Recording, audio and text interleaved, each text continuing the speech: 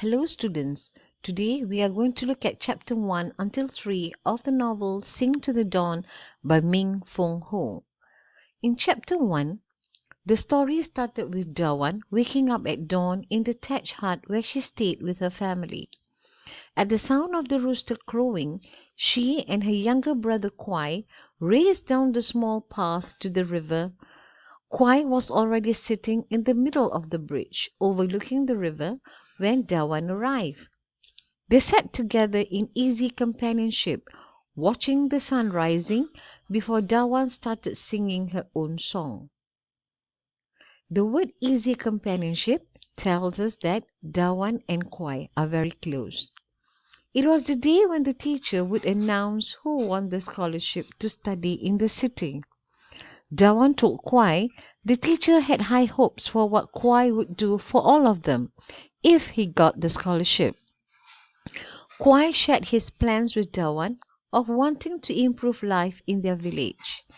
He even talked about teaching their father how to raise new crops and use better fertilizers, set up hospitals for the people, and advise people on how not to get cheated by the tax collector. Here you can see that Kwai is a very matured boy. He knows what is happening in the village, and he even has plans on how to overcome the problem, help his father and the villagers. Dawan and Kwai also spoke about the unfair system where the villagers had to give the rice they had harvested as payment for the rice fields to the tax collector. Dawan was confident Kwai would win the scholarship, but Kwai told her she also had the chance as she was older than him. Furthermore, she always got good marks and studied harder than him. However, Dawan felt it was a silly idea because she was a girl. Now in chapter 1, we can see a few settings. The first one is Dawan and Kwai's house. This is the thatched hut where the family live, and these are banana trees nearby. Next, this is the village, and as you can see, there are many rice fields. Now, this is the inside of the hut.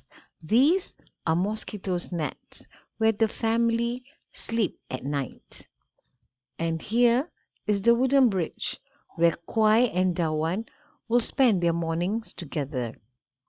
Now, in chapter 1, Kwai also mentioned going to the market, if he has the chance to study in the city. Now, the picture here shows a kind of flower by the name of jasmine, which is very sweet smelling. This is the place where Kwai will buy the flower sarong for their mother. And Kwai also mentioned going to the temple, and this is the Temple of Dawn, which he says he's going to visit if he studies in the city. Now, in this slide, you can see the farmers working at their rice field. There is no machine, so everything is done by hand. Now the plowing of the rice field is done with the help of a buffalo. Now, as you can see, this is hard work. The family has to work very hard to produce the crops, and yet the tax collector come and collect the rice. So that is the reason why Kwai and Dawan are very unhappy. Now, to understand the system that Kwai and Dawan is discussing, now look at this diagram. Now, Kwai, Dawan and their family belongs to the peasants group. Now, they do not own any land. They work, and whatever crops they produce will be given to the landlord, as payment. Now, here on page 8 to 9, you can see the element of gender discrimination. Look at this. Dawan is very confident that Kwai will get the scholarship. But, when Kwai says, "Stop talking as if I had already won the scholarship. There are plenty of other students in our village who might get it, Like who?" Dawan challenged. And then Kwai answered, "How about your sister? You could win." And what did she reply? "Me? But I'm a girl." Okay, here we can see that just because she's a girl, she is very confident she will not get the scholarship. And Kwai will get the scholarship. Now, Kwai carry on, okay, by saying that you're older than I am. Maybe they want older students. And in this part, you can see, okay, their parents had considered it foolish and wasteful to send girls to school. Now, this is also gender discrimination, whereby girls are not given the same right for education as boys. Okay? Kwai, don't be silly. Dawan said wistfully. I won't get the prize. I'm not being silly, Kwai retorted. You always get good marks and you study harder than I do. Why shouldn't you have done better than me in the examination? And what did Dawan reply? You know why? I'm a girl. So again, all right? So here, being a girl is not a privilege in their society.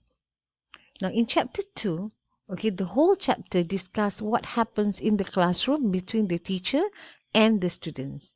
The teacher walked into the class to find all the students sitting quietly.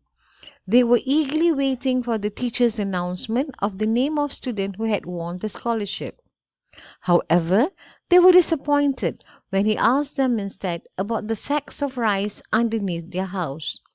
The rice was rent for the landlord, and the tax collector collected them for him from the villagers later in the day. The teacher wanted to know why the rent must be paid to the landlord. Dawan asked why did the landlord own the land and what made him the landlord. He stared at Dawan in stunned silence. Now the word stunned silence tells us that he did not expect Dawan to ask the question. But then started a class discussion based on Dawan's question.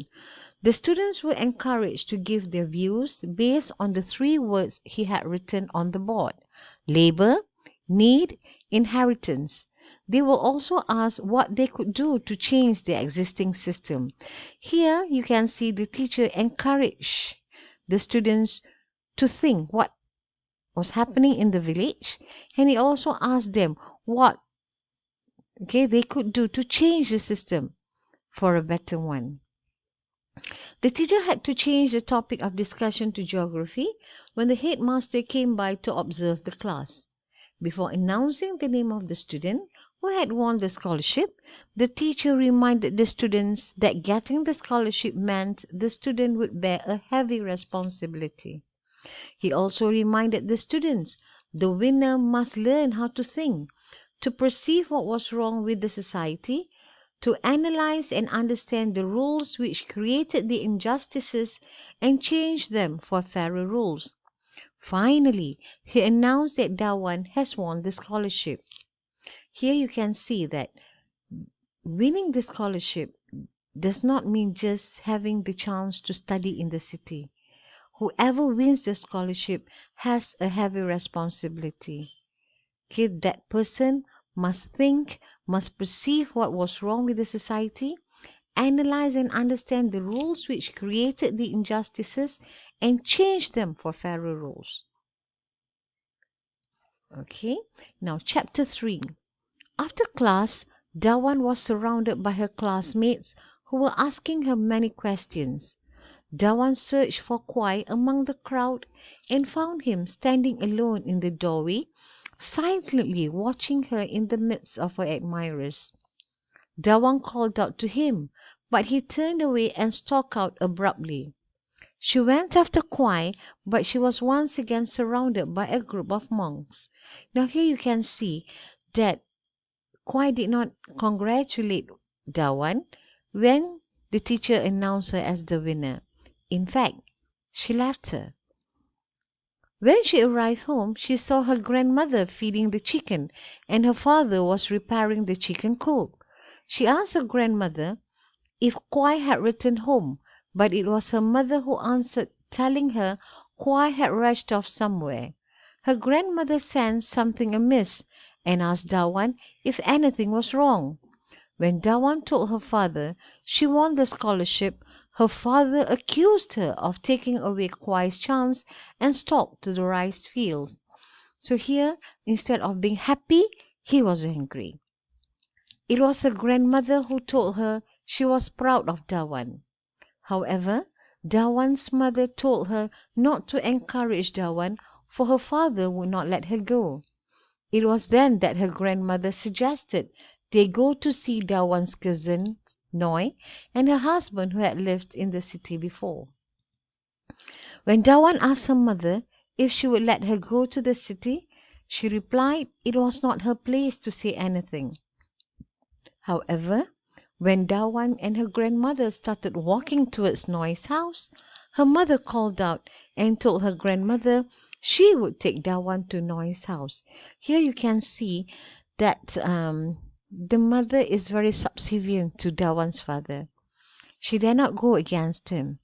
And when Dawan asked if she would let Dawan go to the city, she replied it was not her place to say anything. However, you can see here she does support Dawan. Okay, because when the grandmother started walking with Dawan, the mother told the grandmother that she would take Dawan to Noi's house.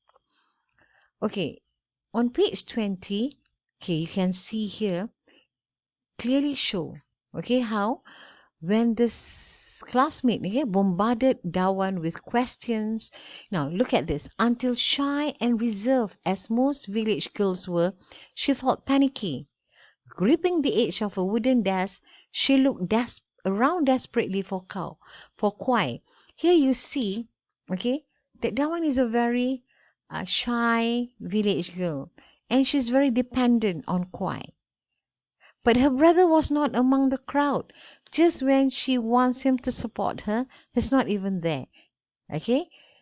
He just left her. Now, as she elbowed her way through them as politely as she could, one young monk called cheerfully after her, "Don't forget to tell your family, your whole family, the good news." And what did Dawan think?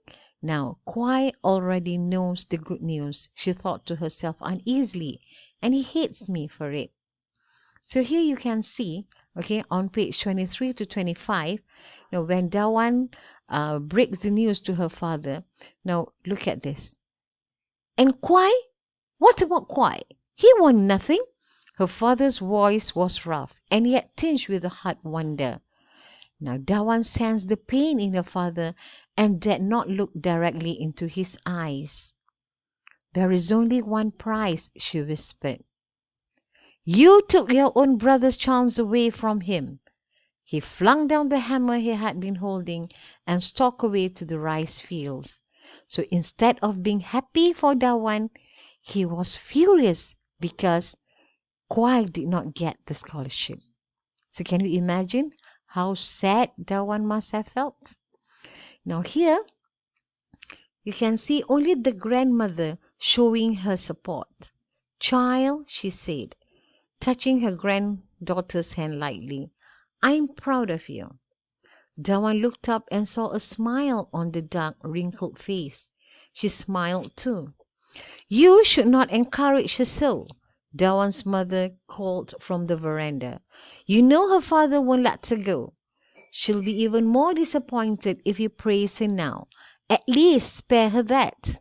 So here you can see, okay, her mother did not want Dawan's grandmother to encourage Dawan because she's so scared Dawan might be hurt, because she was so confident her husband will never allow Dawan to go to the city to study. Now, so you can see from chapter 1 to 3, we see how Dawan, from a very shy and timid village girl, after getting the scholarship, she has started to change. Okay, maybe previously she did not even speak, back to her father, but now she is asking him, okay, whether she can go to the city. So I do hope you read the chapters on your own and have fun.